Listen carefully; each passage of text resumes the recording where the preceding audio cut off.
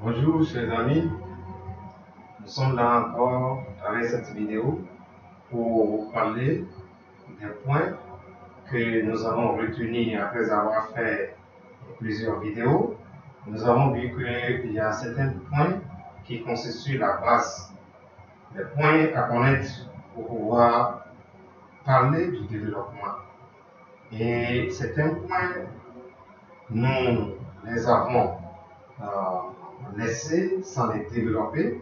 Donc, nous sommes revenus en arrière pour considérer ces points avant de commencer à rentrer en profondeur, à rentrer en détail concernant tout ce qui a trait, tout ce que nous avons besoin pour entamer le développement de notre continent. Et donc, le point que nous allons voir à travers cette vidéo et que j'aimerais vous fixer maintenant sur l'écran, vous allez le voir clairement, qui parle de reconnaître ta position sociale pour penser au développement de ton pays. Reconnaître ta position sociale pour penser au développement de ton pays. Et pour illustrer ce thème, nous avons pris la pyramide de la gestion du Rome antique. Et à travers cette pyramide, nous voulons signifier les catégories ou bien les classes d'hommes qui composent une nation. Et la gestion vient de la collaboration de toutes ces classes. Et aujourd'hui encore, dans la société civile ou bien dans nos pays, ces mêmes classes sont là. Ces catégories d'hommes sont là, mais c'est parce que nous n'arrivons pas à les identifier et à voir est-ce que le pays est en voie de développement ou bien le pays est vraiment un pays développé ou non. Dans l'antique Rome, comme vous pouvez le noter à travers la pyramide que nous avons illustrée, ils ont classé la gestion sur ces thèmes. Il y a l'empereur, puis après viennent les citoyens. Parmi les citoyens, il y a ceux qu'on appelle les patriciens. Alors, ce sont les sages qui travaillent directement avec l'empereur. Et puis, il y a les plébéiens. Et parmi les plébéiens et les patriciens, il y a des gens qui sont sélectionnés et qui font du travail de protection. Donc, ce sont les chevaliers. Et après, il y a la position des étrangers. Ensuite, il y a les esclaves affranchis et puis les esclaves qui sont là, qui travaillent. Pourquoi nous voulons passer par cette pyramide pour vous parler du développement d'un continent ou bien d'un pays? Vous allez voir que cette pyramide a été utilisée par le psychologue Maslow, qui a illustré les besoins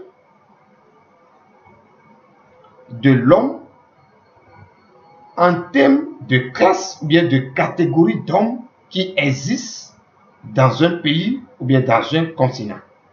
Et l'évolution de ces catégories qui détermine le développement du pays ou non. À la base, il a mis que la première classe, qui est la classe populaire, généralement retrouvée dans les pays non développés, c'est la classe qui est encore à la recherche des besoins physiologiques, c'est-à-dire les besoins primaire. Alors, aujourd'hui, nous allons parler seulement de cette classe. Alors, la classe des besoins primaires, si nous voulons les comparer à la pyramide du Rome antique, vous allez voir que cette classe correspond à la classe des esclaves. Seuls les esclaves, ils ont ces besoins. C'est-à-dire, ils se soucient de l'eau à boire, de quoi manger, de comment dormir et de l'envie sexuelle. Ces besoins qui sont des besoins physiologiques primaires, appelés les besoins de survie, ce sont des besoins qu'on retrouve dans la classe des esclaves. C'est pour cela que j'aimerais vraiment souligner à travers cette vidéo cette classe. Et si vous voyez que dans un pays où la majeure partie des gens sont encore dans la classe des besoins physiologiques, ça veut dire que ce pays-là est un pays non développé. Si on parle dans un continent, on prend un continent et on parle encore à plus de 75% des gens souffrent encore des besoins physiologiques, ça veut dire que ce continent, c'est un continent non développé. Donc, comme je n'avais pas, à travers les premières vidéos, développé les catégories d'hommes et fait comprendre aux uns aux autres la reconnaissance ou bien la notion sur ta position sociale, c'est ça qui va te faire à chercher le développement. Et donc, le développement individuel de chacun constitue le développement d'un peuple. Et donc, dans la première classe, si nous comparons encore notre continent à Afrique, vous allez voir que ces besoins sont encore actuels. Donc, on parle des besoins physiologiques, c'est-à-dire de l'eau à boire.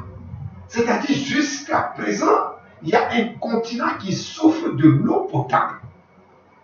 Alors, imaginez-vous la misère que le continent africain passe encore à la recherche de l'eau potable. Et beaucoup de pays, des villages sont encore là et ils n'arrivent pas à trouver de l'eau à boire. Mes amis, si nous rapportons cela à la gestion antique, c'est-à-dire du Rome antique, c'est une classe esclave. C'est pour ça que je vous parle qu'il faut qu'on cherche à faire sortir d'abord l'Afrique dans la mentalité de l'esclavagisme, dans la mentalité esclave des gens. Parce que les gens n'arrivent pas à comprendre. Parce que quand on parle de l'esclavage, les gens pensent qu'il faut seulement avoir des cordes de cou, attacher les bras de quelqu'un pour dire qu'il est esclave. Non. Vous avez déjà vu à travers les pages que j'ai montrées entre ces deux pyramides. La pyramide de Maslow et la pyramide de Rome antique. La pyramide de Rome antique, nous avons vu qu'en bas, il y a les esclaves. Et dans la pyramide de Maslow, nous voyons que la classe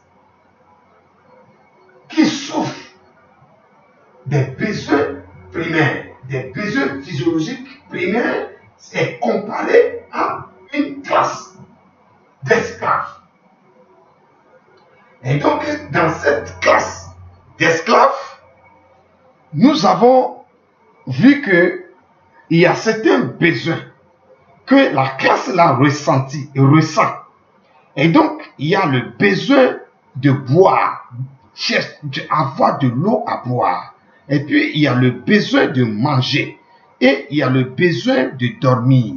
Alors, mes amis, jusqu'à présent en Afrique, on souffre encore. On cherche encore où trouver des toits pour pouvoir dormir. Ce qui n'est pas le cas dans les pays développés.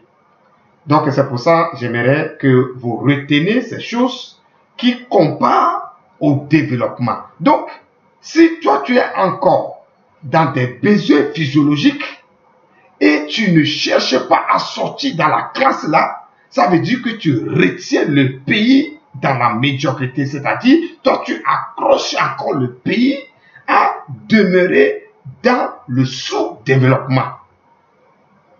Donc, tu fais partie de la classe de l'esclave. Selon la pyramide du Rome antique. Et donc, si notre continent souffre encore, la majeure partie souffre encore des besoins physiologiques, imaginez-vous que est-ce qu'on peut parler d'un continent affranchi? Non. Parce qu'un continent affranchi, comme nous avons vu ça dans la pyramide, je vous le montre encore dans la pyramide dans la pyramide du Rome antique, vous pouvez noter que la classe même des esclaves affranchis, c'est une classe qui ne souffre même pas des besoins primaires physiologiques.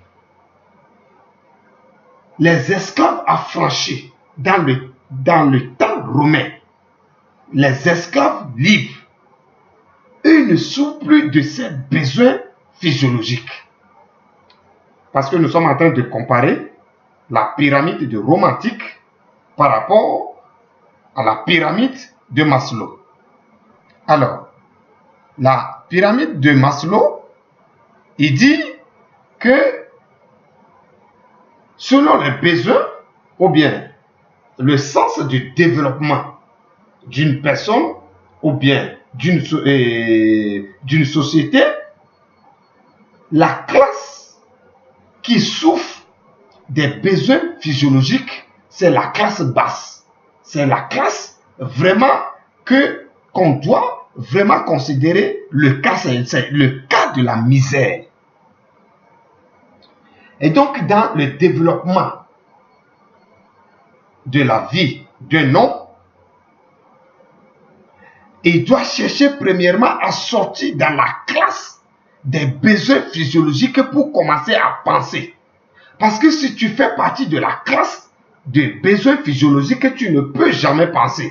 Parce que toutes tes pensées résident seulement de quoi je vais boire, de quoi je vais manger, de quoi et d'où je vais dormir, et si je peux trouver une femme pour satisfaire mes besoins sexuels. Donc, le point de Maslow nous fait porter maintenant dans notre continent, nous fait réfléchir sur le cas de notre continent.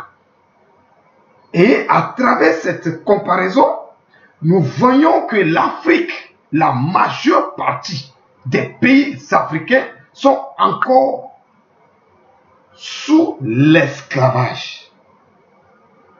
C'est pour cela que j'aimerais qu'on retourne en arrière pour voir pas à pas l'évolution de notre continent. Et ces points, quand les gens vont cerner ces points, nous pouvons commencer à parler maintenant les étapes à suivre pour rentrer dans le développement. C'est pour cela que je vous ai dit qu'il y a, dans les vidéos précédentes, on avait sauté certains points. Et pour ces points, nous sommes revenus à travers cette vidéo pour véhiculer maintenant que l'Afrique demeure encore dans la classe des esclaves. Parce que selon Maslow, les besoins physiologiques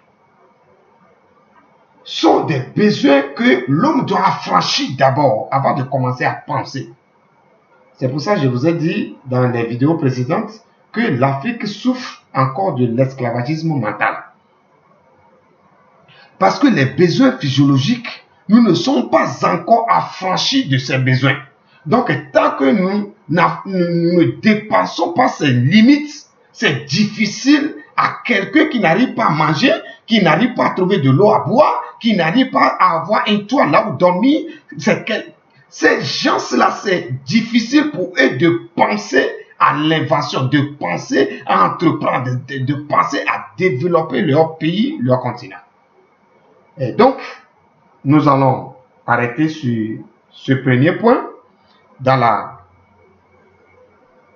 les vidéos précédentes. Nous allons voir pas à pas ces rangs sociaux, ces catégories d'évolution de l'homme, et ça va nous conduire à parler du développement.